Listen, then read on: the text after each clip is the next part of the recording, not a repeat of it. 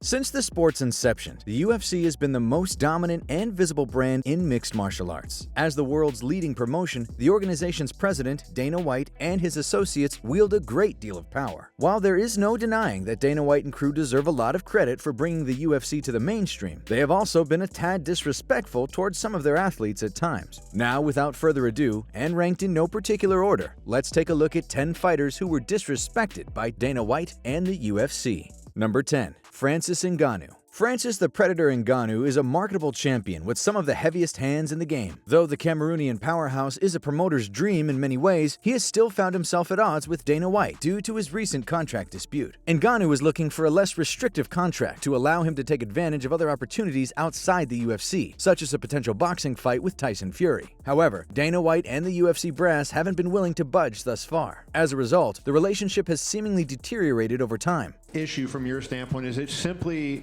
money, or is it the other way, the way you're treated? No, it's not simply money. I mean, obviously, money is a part of it, but it's also the term of the contract that I don't agree with it. You know, I don't feel like it's fair. I don't feel like I'm fair. I'm a free man. I don't feel like, I don't feel like I've been treated good, and it's unfortunate that I have to be in this position to be able to do that, to say that, but I think it's something that everybody should at least have a right to claim for what's best for him. Also, the fact that Dana White didn't wrap the belt around Ngannou's waist following his recent win over Cyril Gane wasn't a good look either. White later claimed his absence was due to a backstage issue that required his attention. As one might expect, with the contract dispute looming, some fans and pundits didn't quite buy the explanation. Number 9. Stipe Miocic. Relations between Francis Ngannou and the UFC haven't always been bad. In truth, the first time the Predator was scheduled to challenge Stipe Miocic at UFC 220, much of the promotion was centered around the knockout artist out of Cameroon. Though Miocic was a dominant champion on the verge of breaking the record for most heavyweight title defenses, the UFC didn't seem eager to promote the Ohio native, seemingly favoring the challenger. Do you feel like you've gotten your fair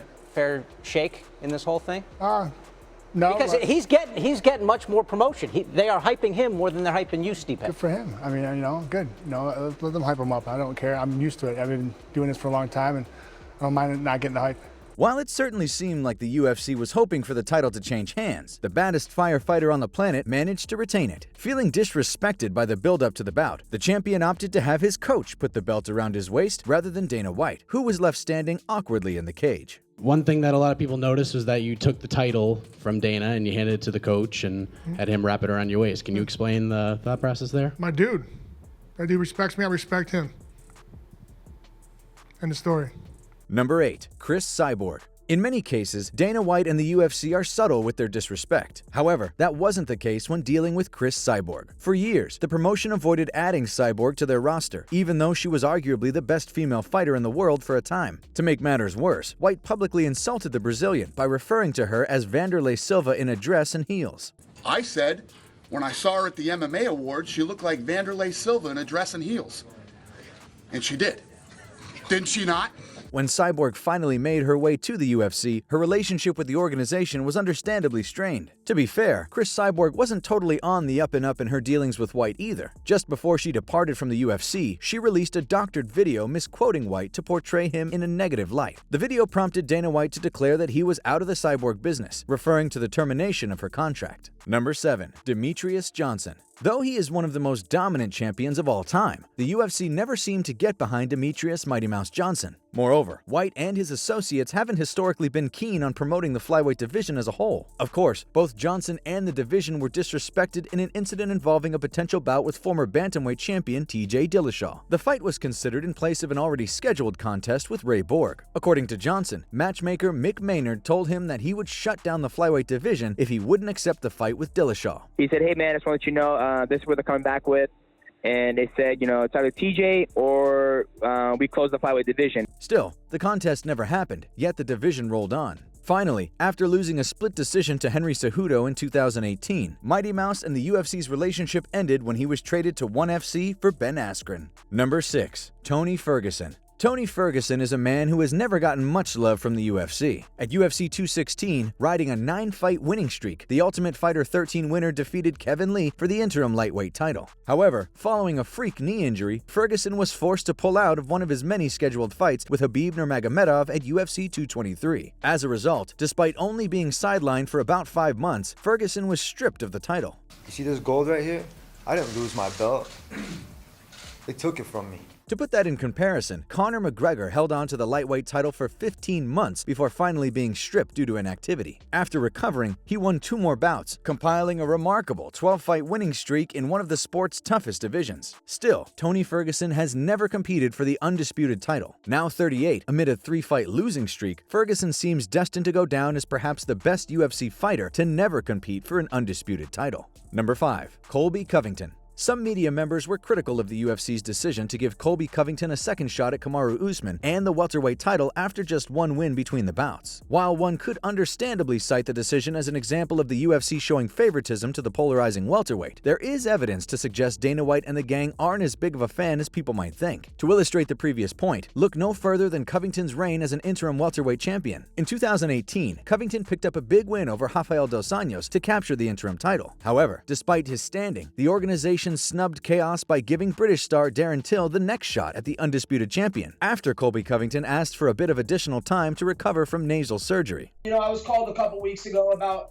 fighting Tyquil Woodley in September 8th, but unfortunately I had nasal sinuplasty surgery scheduled, so I wasn't going to be ready to fight at that time. And not only that, it was, got the call just a few weeks after my title fight with Rafael dos Anjos, where I completely demolished him in 5 rounds, so I needed a little time off on top of my surgeries. Furthermore, Covington was eventually stripped of his title without getting a shot at then welterweight champion Tyron Woodley. While his standing with the organization may have improved over time, Colby Covington hasn't always been one of the UFC's favorites. Number 4. Mark Hunt. While the UFC has seemingly disrespected several fighters, few have ever tried to do anything about it. One man who felt wronged and tried to push back was the Super Samoan Mark Hunt. At UFC 200, Hunt took on Brock Lesnar and was soundly beaten by the current WWE superstar. Of course, the result was later changed to a no contest when Lesnar failed both the pre- and post-fight drug tests. Furious about the infraction, Hunt attempted to sue both the UFC and Lesnar, claiming they conspired to create an unfair competitive environment, along with several other claims. Hunt also believed that Dana White was aware that Brock Lesnar was using a performance-enhancing substance and allowed the fight to go on anyway. Unfortunately, Hunt's legal team couldn't make any of these charges stick, and the Super Samoan was ordered to cover the UFC's attorney fees for his efforts. Number 3. Randy Couture.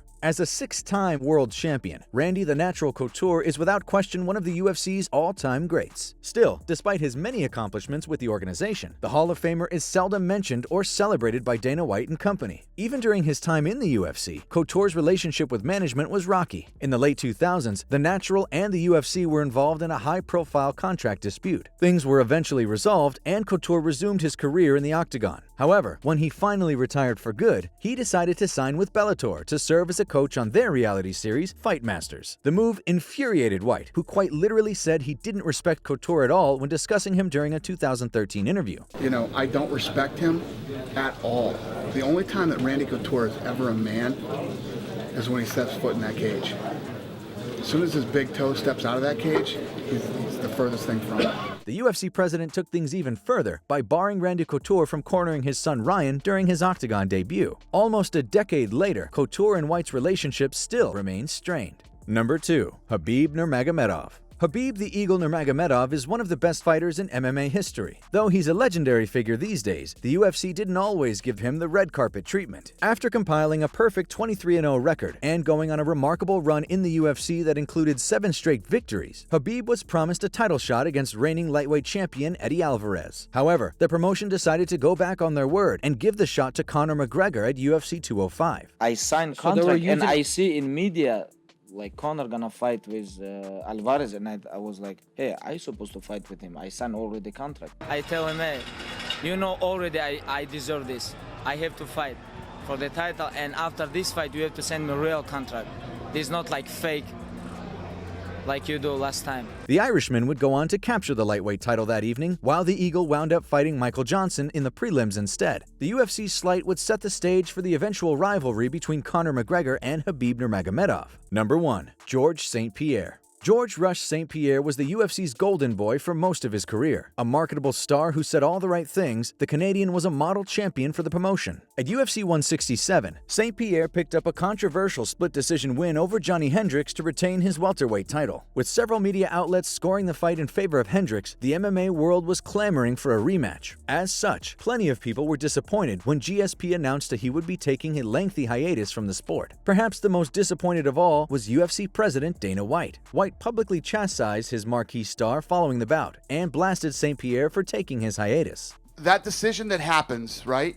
You don't just say, hey, I'm going to take a while off, maybe I'll be back, maybe I won't. You owe it to the fans, you owe it to that belt, you owe it to this company, and you owe it to Johnny Hendricks to give him that opportunity to fight again. There's no, hey, listen, I'm going to go on a cruise and, I'm going to be gone for 2 years and, I'm going to take a hiatus. I'm going to take a leave of absence. I'm going to, whatever the hell it was that he was saying, that's not how it works. It doesn't work that way. The incident illustrated just how quickly a fighter can fall out of favor with Dana White and the UFC. As always, if you guys enjoyed the video, please be sure to let me know by leaving a like and subscribing to our channel. Apart from that, thanks so much for watching, and we'll see you on the next one.